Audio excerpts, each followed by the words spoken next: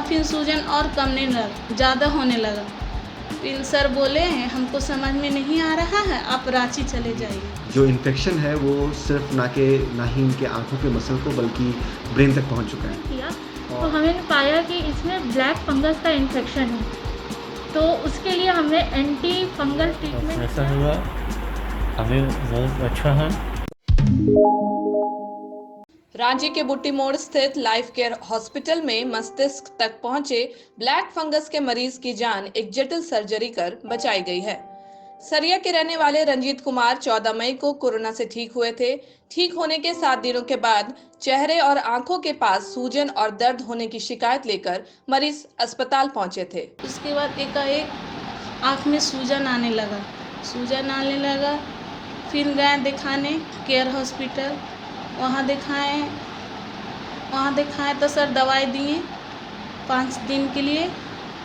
वहाँ फिर सूजन और कमने लगा, ज़्यादा होने लगा। फिर सर बोले हमको समझ में नहीं आ रहा है, आप रांची चले जाइए।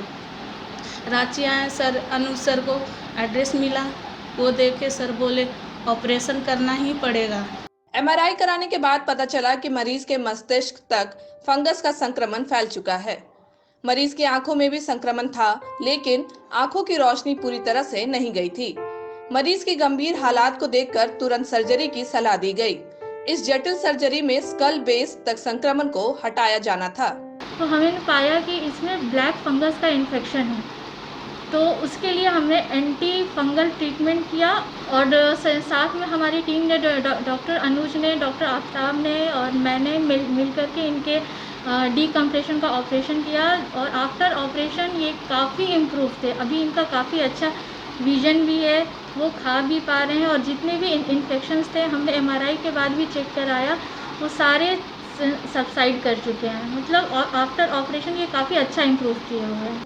Maxillofacial surgeon doctor Anuj Kumar, नेत्र रोग विशेषज्ञ डॉक्टर हेमलता भारती तथा एनेस्थेटिस्ट डॉक्टर आफ्ताब की टीम के द्वारा सर्जरी की गई। डॉक्टर अनुज ने बताया कि स्कल बेस सर्जरी काफी जटिल प्रक्रिया है तथा काफी सावधानी पूर्वक किया जाना होता है। मरीज के चेहरे की कई हड्डियां भी संक्रमण के कारण गल गई थी। ऐसे में मरीज की जान बचाने के लिए चिकित्सकों की टीम द्वारा सर्जरी करने का निर्णय लिया गया। म्यूकोरमाइकोसिस के साथ आए थे, साथ ही साथ इनके आँखों में भी संक्रमण फैल चुका था।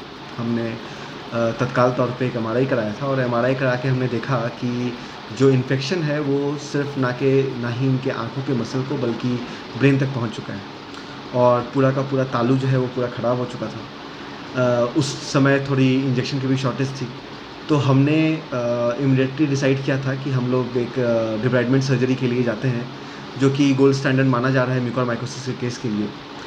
तो हमने जो सर्जरी किया उसमें ऊपर का पूरा जबड़ा तक हटाया और जहाँ जहाँ संक्रमण था, बेसिकली क्या होता है म्यूकोरमाइकोसिस में कि जिस पार्ट में संक्रमण हो जाता है वो पार्ट बेसिकली डेड हो जाता है। वो फंगस का मोड ऑफ इन्फेक्शन ऐसा है कि वो उस पार्ट के ब्लड सप्लाई को रोक देता है।